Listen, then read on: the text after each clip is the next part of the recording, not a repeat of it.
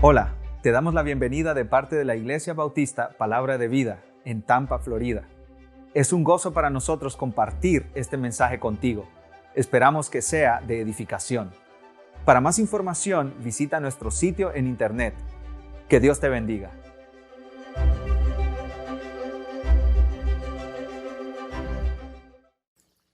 Oremos. Padre, ciertamente no merezco estar aquí, Señor, pero a ti te ha placido utilizar a este siervo imperfecto para llevar tu palabra, mostrando tu gracia y tu misericordia, que no es el hombre, sino tu palabra la que transforma corazones, Señor. Así como has ministrado mi corazón por medio de este pasaje, ministra los corazones de los hermanos que están aquí y aquellos que están escuchando por los medios sociales, Señor. Que podamos ver esta palabra como un espejo reflejado, viendo nuestro pecado para arrepentimiento y gloria tuya, Señor. Dependemos de ti, Señor. No podemos hacer nada por nuestros méritos, sino por los méritos de tu Hijo amado Jesús, que ya cumplió, Señor. La satisfacción ya ha sido provista de tu ira, Señor, en tu medio, por medio de tu Hijo amado Jesús. Y que podamos meditar eso continuamente. En el nombre poderoso de Jesús. Amén. Hermanos, ¿qué tan importante es para ustedes el ministerio de los apóstoles? ¿Alguna vez han pensado en eso? ¿Han pensado en los apóstoles y qué tan importante es su ministerio en sus vidas? En la Biblia, el ministerio de los apóstoles es muy importante. Es tan importante que inclusive en Efesios capítulo 2, versos 19 al 22, nos dice estas palabras. Así que ya no sois extranjeros ni advenedizos, sino conciudadanos de los santos y miembros de la familia de Dios, edificados sobre el fundamento de los apóstoles y profetas, siendo la principal piedra del ángulo Jesucristo mismo, en quien todo el edificio bien coordinado va creciendo para ser un templo santo en el Señor, en quien vosotros también sois juntamente edificados para morada de Dios en el Espíritu. Los apóstoles fueron, junto con los profetas, usados por Dios para poner el fundamento de la iglesia. El fundamento es la base sobre la cual se construye un edificio, hermanos. El edificio no existe, ningún edificio puede existir sin ninguna base.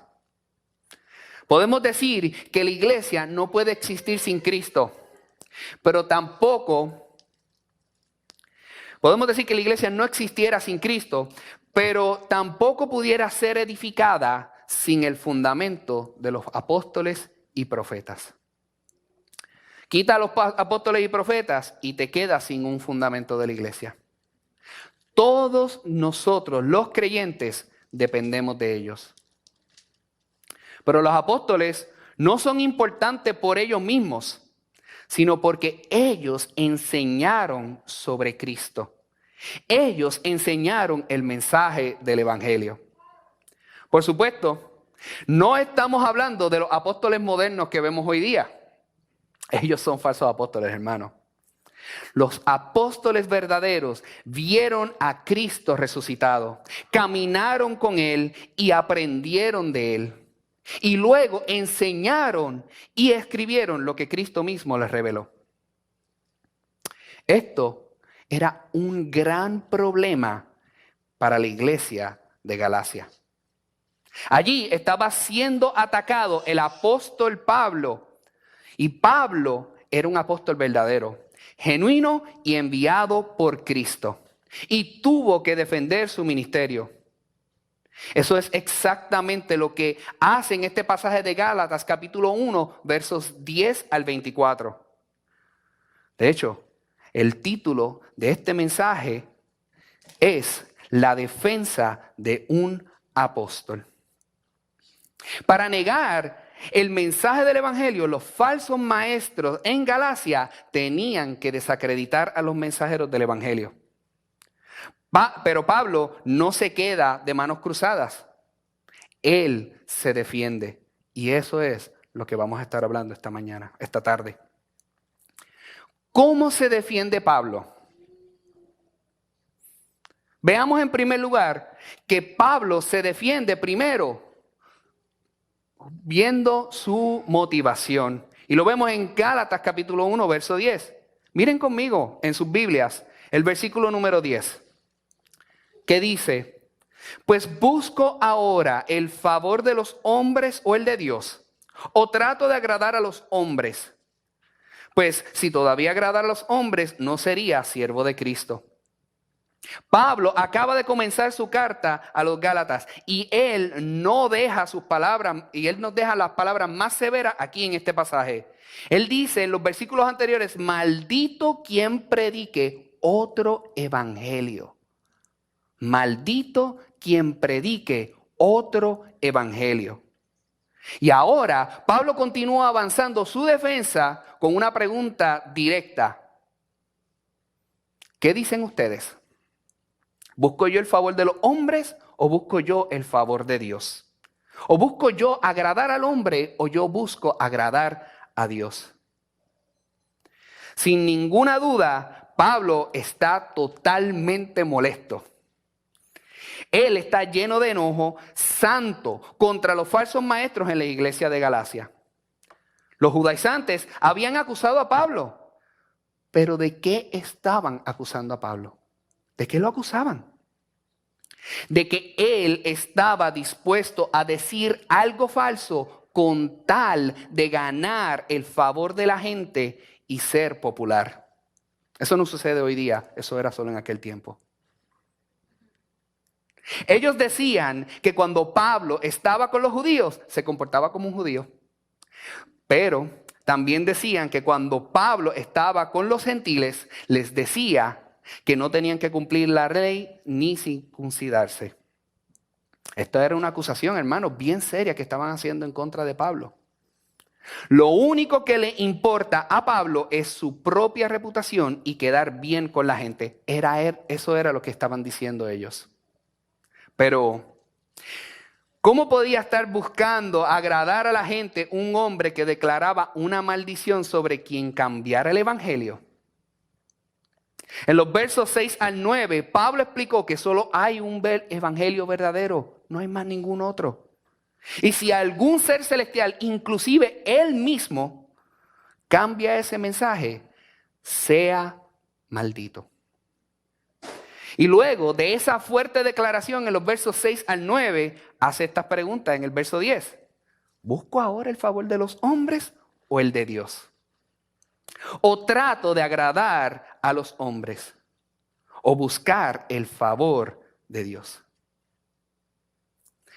Es como si él hubiera dicho: lean nuevamente lo que acabo de escribir y díganme si estoy dispuesto a buscar la aprobación de un hombre. El punto que Pablo hace aquí es que nadie que hable en esos términos busca la aprobación del hombre, porque él mismo se está poniendo a prueba. La frase siguiente es esta: pues si todavía agradara a los hombres, no sería siervo de Cristo. En otras palabras, Pablo, si había vivido en otro tiempo para agradar a los hombres, cuando estaba él en el judaísmo, él procuraba quedar bien con sus líderes. Pero esa ya no era su necesidad y no era su realidad. Ahora él era siervo de Cristo. Y esto nos enseña a nosotros algo muy importante, hermanos. El deseo de complacer a la gente siempre va a estar en conflicto con servir a Cristo. Nuestro deseo y anhelo de nosotros querer complacer a las personas va a estar siempre en conflicto con Cristo. No puedes ser siervo de Cristo si quieres agradar a los hombres. Y no puedes ser pastor del rebaño de Cristo si quieres agradar a los hombres. Tampoco puedes ser un padre o una madre fiel si quieres agradar a los hombres. Y no puedes ser un empleado en tu trabajo fiel a Dios si quieres agradar a los hombres. De hecho, no puedes ni tan siquiera vestirte de manera decorosa si quieres agradar a los hombres. Si tu deseo es quedar bien con la gente, serás arrojado de un lado a otro.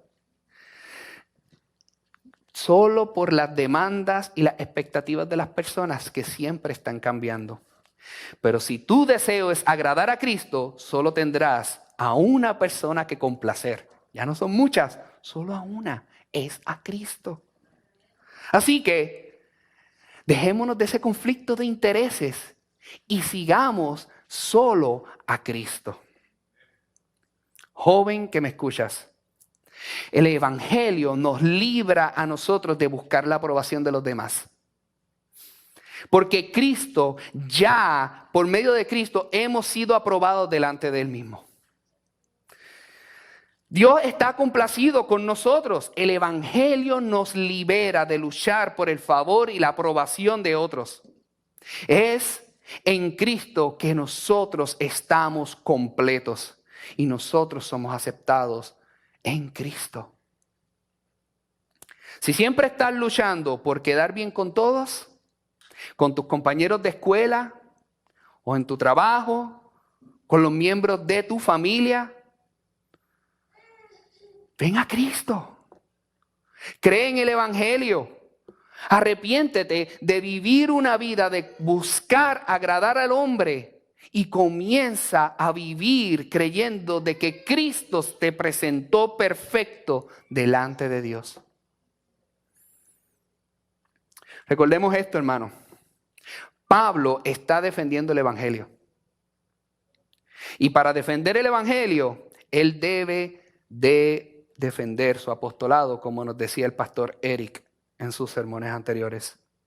Su primera línea de defensa es su motivación. Y esa motivación es agradar a Dios porque Dios es suficiente en Cristo Jesús. Veamos cuál es el segundo punto de su defensa. Pablo defiende su mensaje. Vean conmigo los versículos 11 al 12.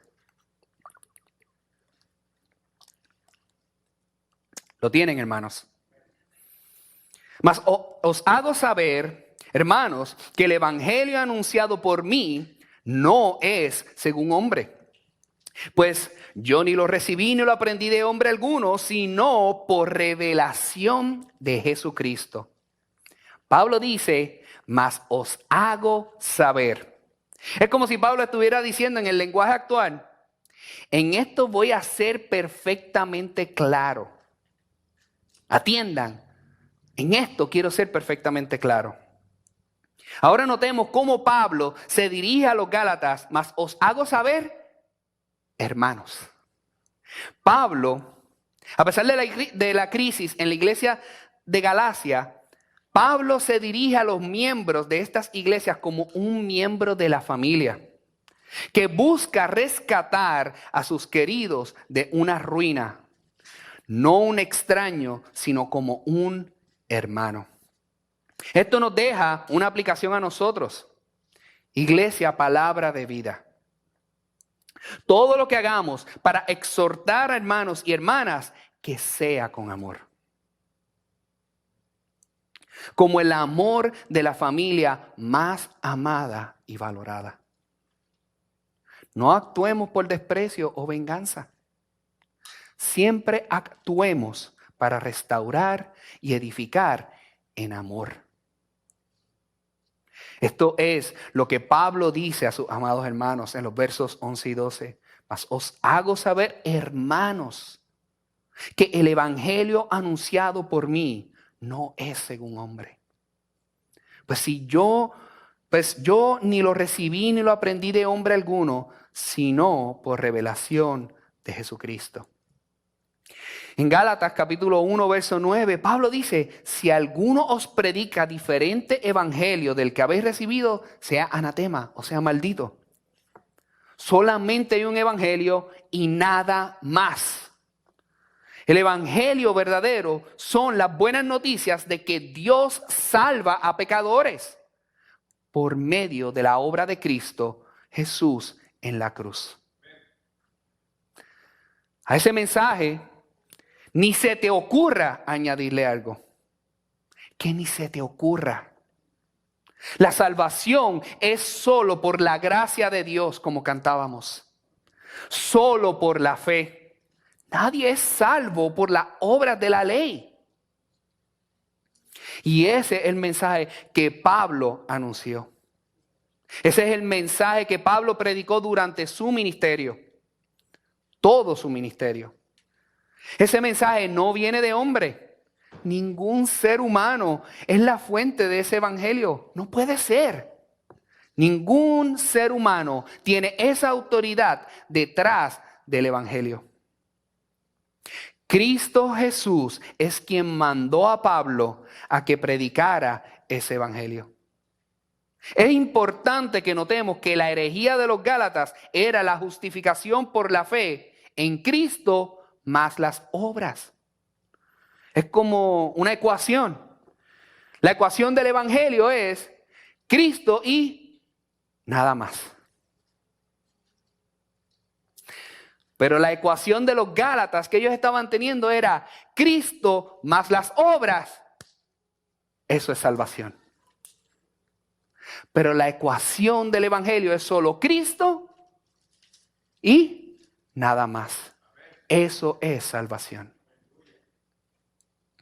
El evangelio enseña que la justificación ante Dios es sin la obediencia a la ley de Moisés. Y esto era intolerable para los falsos maestros en Galacia, esos judaizantes. Este punto de vista, para que entendamos su contexto, amenazaba la existencia completa del judaísmo. Por eso podemos notar que detrás de la carta a los Gálatas se escucha el tono que hay una crisis social en esas iglesias. Y esto es importante, porque Pablo nos dice, yo no recibí el evangelio, ni lo aprendí de hombre alguno, sino por revelación de Jesucristo. Si Pablo hubiera proclamado un evangelio que fuera según el hombre, estaría repleto de justicia por obras, como cualquier otro sistema religioso que nosotros vemos inventado por el hombre. El orgullo pecaminoso del hombre se ofende con la idea de que únicamente la misericordia y la gracia de Dios pueden salvar a un pecador. Por esa razón, las personas insisten en contribuir de alguna manera a su propia salvación. Son tentados continuamente, no pueden resistirse a esa idea. Presta atención a esto, amado hermano. El hecho mismo de que Pablo hubiera anunciado un mensaje de salvación en el que las obras humanas no forman parte, era evidencia de que su mensaje era de Dios y no de hombre. Evalúate a ti mismo. Piensa. ¿Cómo piensas tú que se obtiene la salvación? ¿Qué quiere Dios de una persona? ¿Qué requiere de la persona? Muchas personas se imaginan que cuando llegan al cielo, Dios va a sacar una balanza y va a decir, vamos a ver cuántas buenas obras y cuántas malas obras has hecho. Y si las buenas sobrepasan a las malas, entonces vas al cielo. Pero si las malas pesan más que las buenas, entonces vas a ir al infierno. ¿Es salvación por obras? ¿Debo portarme bien? ¿Debo de leer la Biblia? ¿Debo obedecer los mandamientos? ¿Debo ser una persona buena? ¿Debo ir a la iglesia? Debo. Para muchos la salvación se consigue por hacer. Pero en el Evangelio la salvación es por la obra de otro. La obra de Cristo. No la tuya. Te imploro que si has creído antes que tú solo puedes obtener esa salvación por medio de tus obras, arrepiéntete y ve la salvación satisfecha en otro, el único, en Cristo Jesús. Deja de confiar en tus obras. Arrepiéntete de tu autojustificación. Arrepiéntete de ganar tu salvación y cree en Jesús como tu suficiente Salvador. Pablo dice que no recibió ese evangelio de hombre. Él no lo aprendió de hombre, sino que lo recibió y aprendió por revelación de Jesucristo.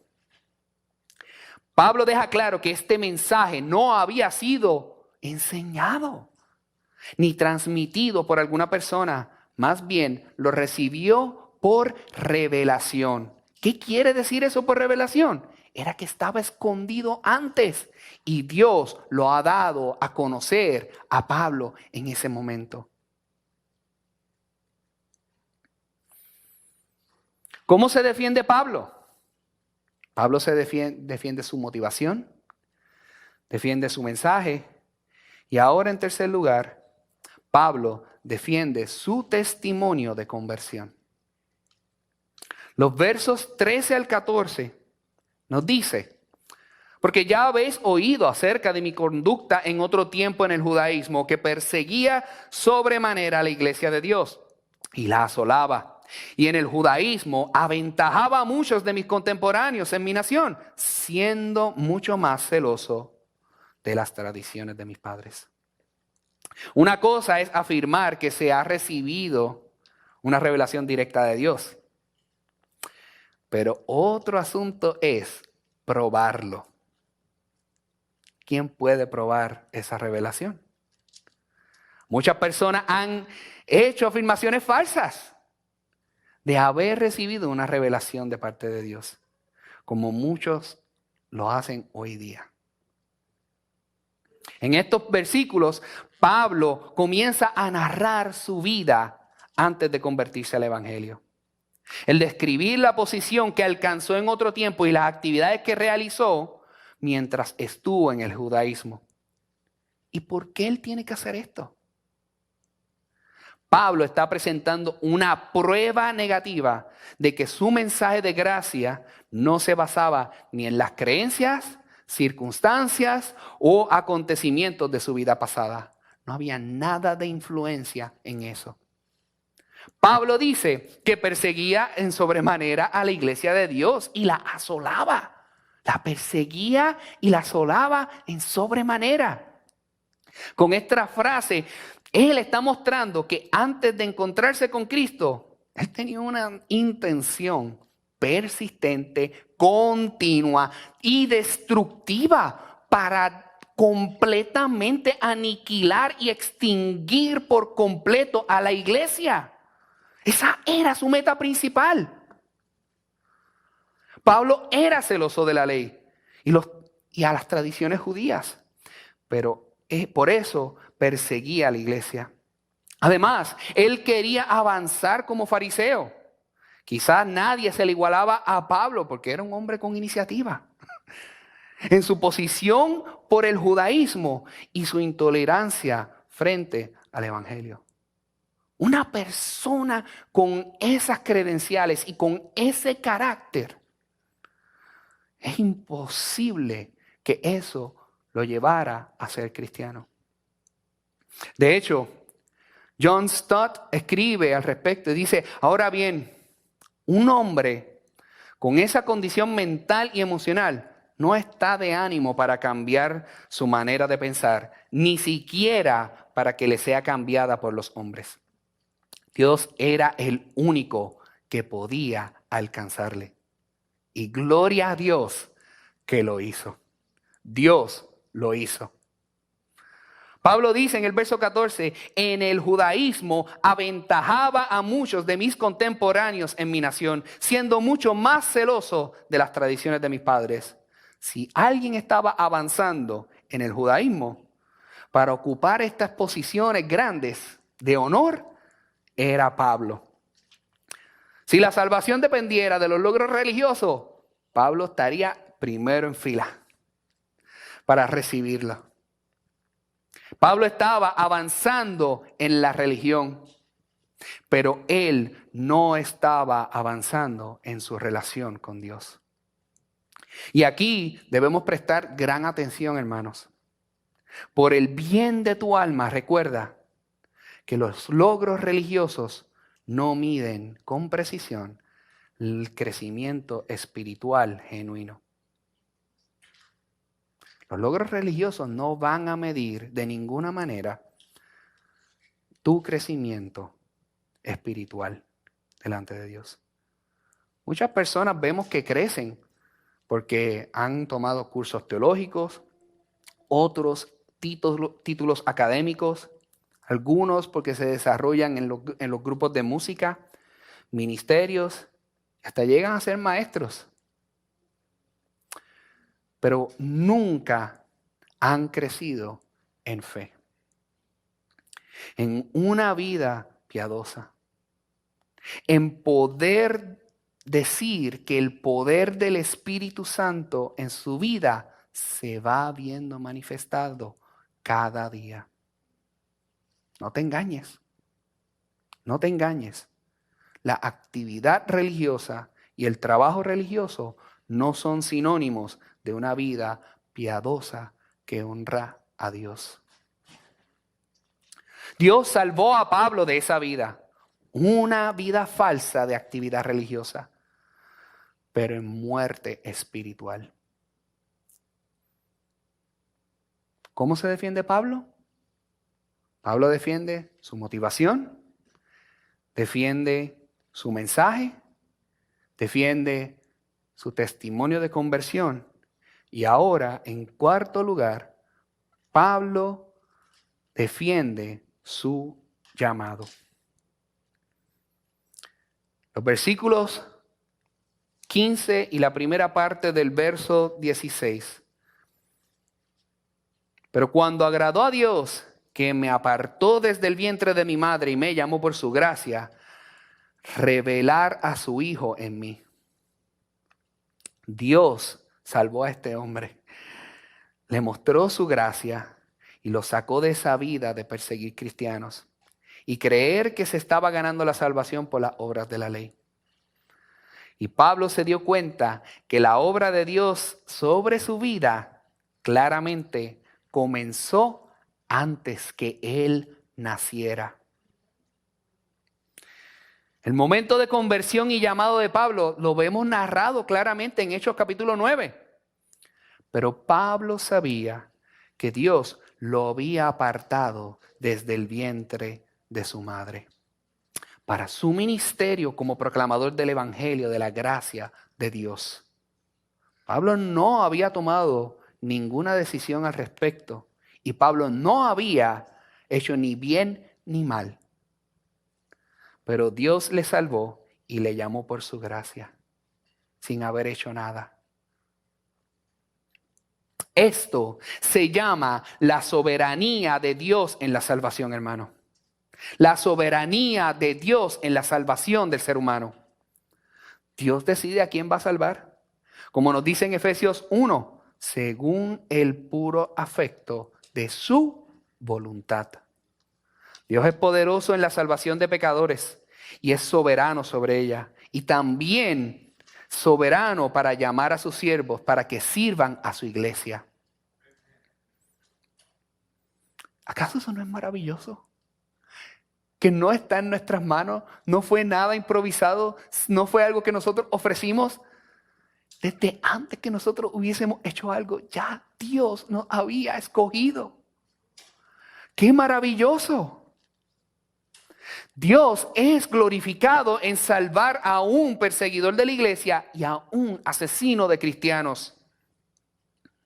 John Newton, el escritor del himno Sublime Gracia, escribió su propio epitafio poco antes de su muerte. Él quería que se inscribiera en mármol sin ningún otro monumento o inscripción sobre su tumba, para que nada distrajera de la gracia de Dios lo que Él hizo para ser quien era. Escuchen lo que Él puso en su lápida. John Newton, secretario, una vez un infiel y libertino, un siervo de esclavos en África, fue, por la rica misericordia de nuestro Señor y Salvador Jesucristo, preservado, restaurado, perdonado y designado para predicar la fe que Él había trabajado tanto para destruir. Eso bien lo pudo haber escrito Pablo, perseguidor que fue salvo por la pura gracia de Dios. Pablo no se había autonombrado para ser cristiano, ni para ser apóstol. Dios milagrosamente le salvó.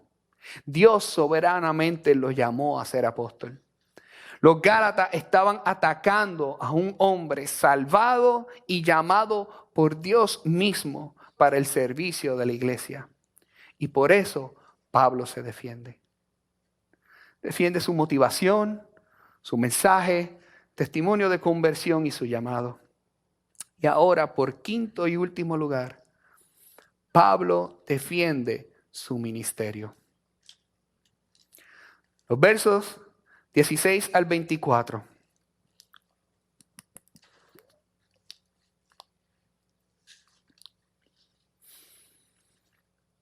Para que yo le predicase entre los gentiles, no consulté enseguida con carne y sangre, ni subí a Jerusalén a los que eran apóstoles antes que yo, sino que fui a Arabia y volví de nuevo a Damasco. Después, pasado 3 años, subí a Jerusalén para ver a Pedro y permanecí con él 15 días. Pero no vi a ningún otro de los apóstoles, sino a Jacobo, el hermano del Señor. En esto que os escribo, he aquí delante de Dios, que no miento. Después fui a las regiones de Siria y de Cilicia, y no era conocido de vista a las iglesias de Judea que eran en Cristo. Solamente oían decir, aquel que en otro tiempo nos perseguía, ahora predica la fe que en otro tiempo asolaba, y glorificaban a Dios en mí. Pablo concluye con esta sección de la defensa de su ministerio, dando un recuento de lo que hizo después de encontrarse con Cristo en camino a Damasco. Pablo fue transformado drásticamente por el Cristo resucitado. Pablo entendió claramente quién era este Mesías. Y como este Mesías amaba a su iglesia. El llamado de Cristo para llevar el evangelio a los gentiles. Esta experiencia de conversión de Pablo fue única. Su encuentro personal con Jesús fue tan convincente que no requirió ninguna otra confirmación. Pablo no buscó a nadie de autoridad para discutir la doctrina o la teología o las escrituras en el Antiguo Testamento o los detalles del mensaje del Evangelio. Su enseñanza no fue el resultado de consultas con ninguna persona. Pablo no subió a Jerusalén a los que fueron apóstoles antes que él, como si él necesitara ser aprobado de parte de ellos o recibir más instrucciones o alguna autoridad de parte de ellos. En lugar de ir a Jerusalén, él tomó otro rumbo. ¿Hacia dónde fue? Nos dice la Escritura, fue a Arabia. Muchos comentaristas han afirmado que este retiro que él tuvo en Arabia fue por un tiempo prolongado de oración, meditación y reflexión. Fue una tremenda experiencia la que Pablo había recibido, la que Pablo acababa de pasar. Y él necesitaba ese tiempo con el Señor para ordenar sus pensamientos. Todo lo que él creía antes, verlo a la luz de Cristo. Luego de 3 años, Pablo fue a Jerusalén. Y su intención era conocer a Pedro. Lo dice bien claro en la Escritura. ¿Y cuánto tiempo permaneció allí? 15 días. 15 días es muy corto tiempo para transformar una teología o tradiciones de alguien, hermano. Y Pablo lo deja saber claro. En ese tiempo, Pablo no vio más ningún otro apóstol, sino a Jacobo, el hermano del Señor Jesús.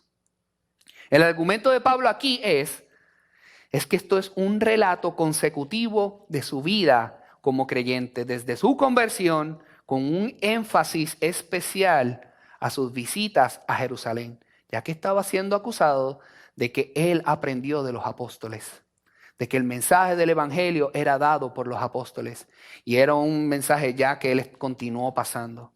Él está dejando saber, no fue así. Yo me separé y fui a Arabia.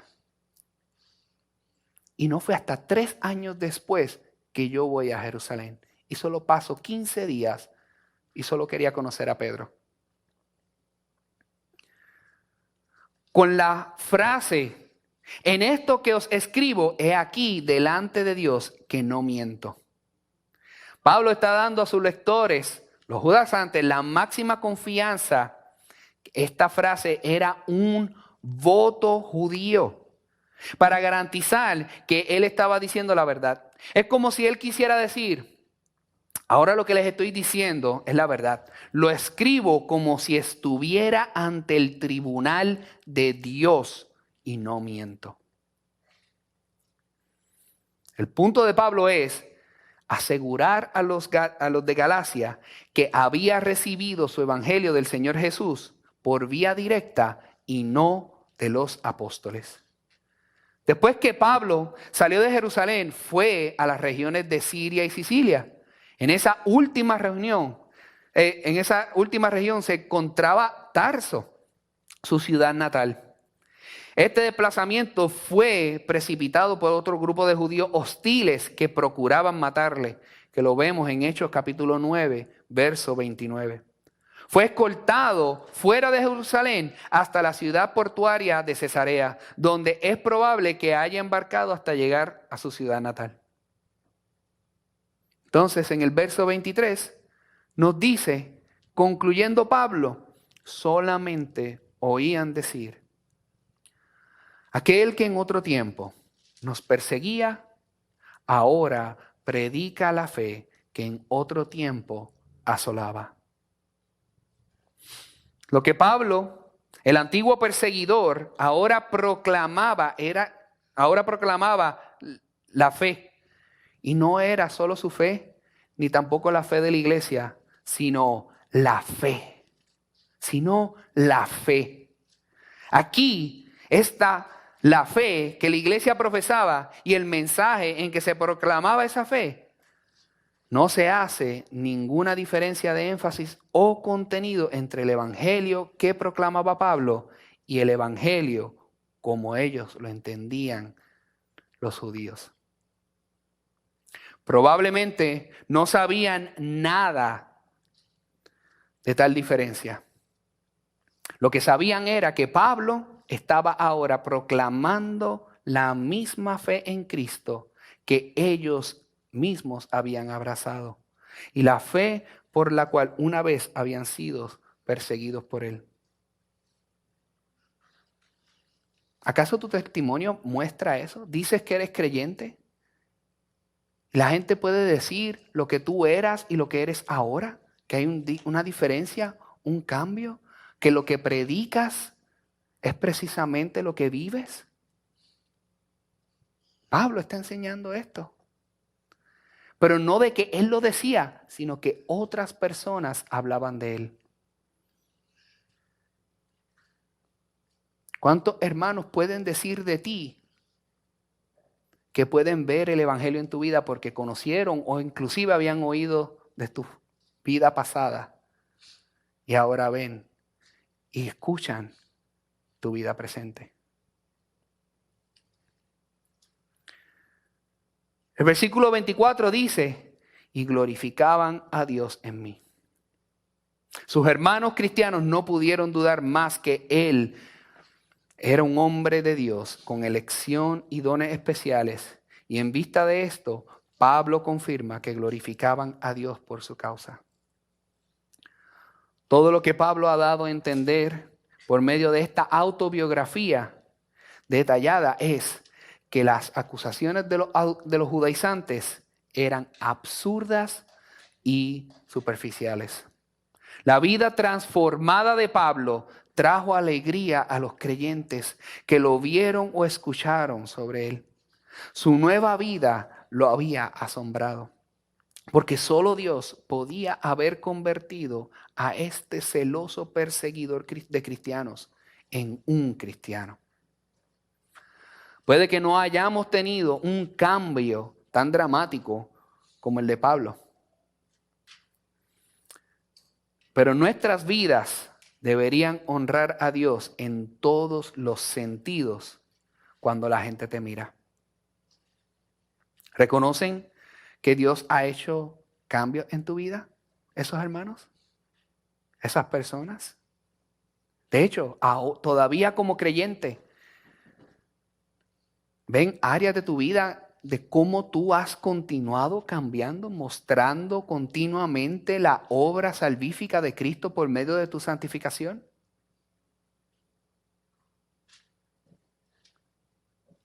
Hablabas rudo y ahora te ves que hablas con amor.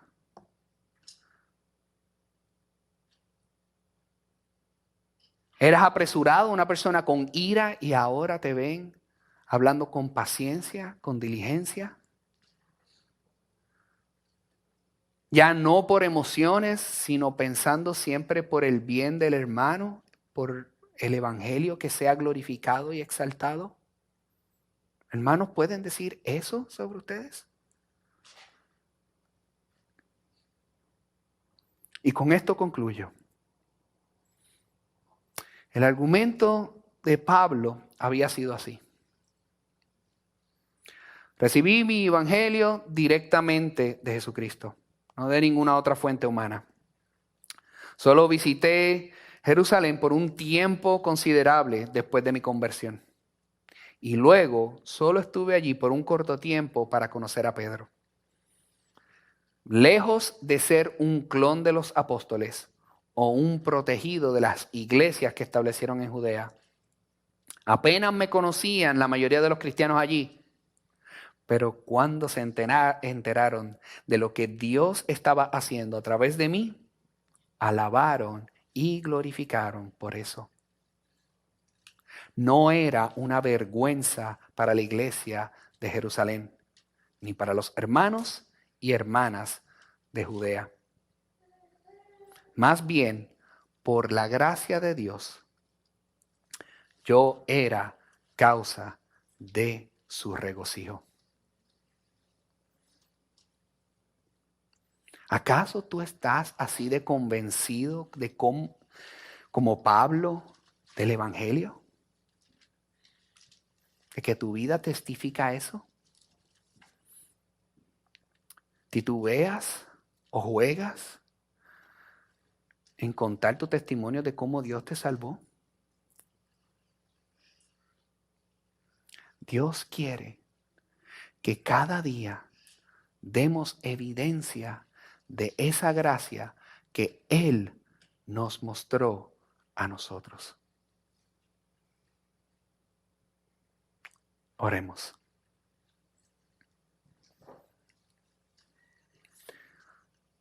Gracias, Señor. Gracias por la obra que tú has hecho en la vida de Pablo.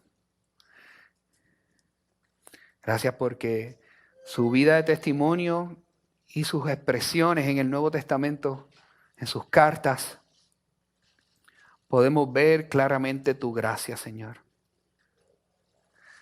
Que eres tú que nos escoge a nosotros desde antes que nosotros naciéramos.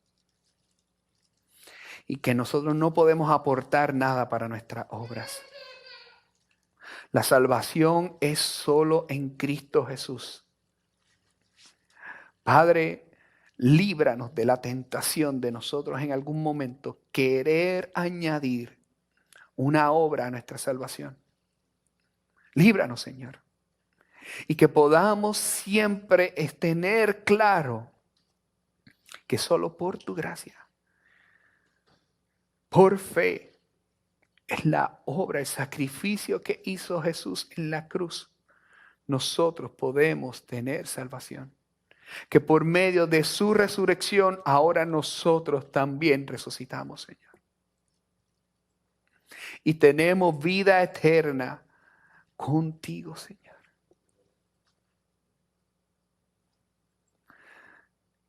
Perdónanos, Señor, cuando hemos actuado o hemos dicho un mensaje que pueda inclusive mostrar la imagen de que alguna obra que hayamos hecho contribuye a nuestra salvación. Perdónanos, Señor. Ayúdanos a mantenernos siempre claros y firmes en el Evangelio y en el mensaje del mismo para otros, para que puedan llegar a salvación otros, para poder enseñar y fortalecer a otros.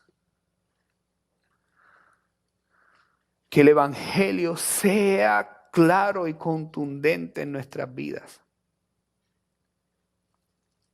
Que no confiemos en ninguna aportación nuestra, porque es solo por tu gracia. Solo por tu gracia, Señor. Te amamos en el nombre poderoso de Jesús. Amén.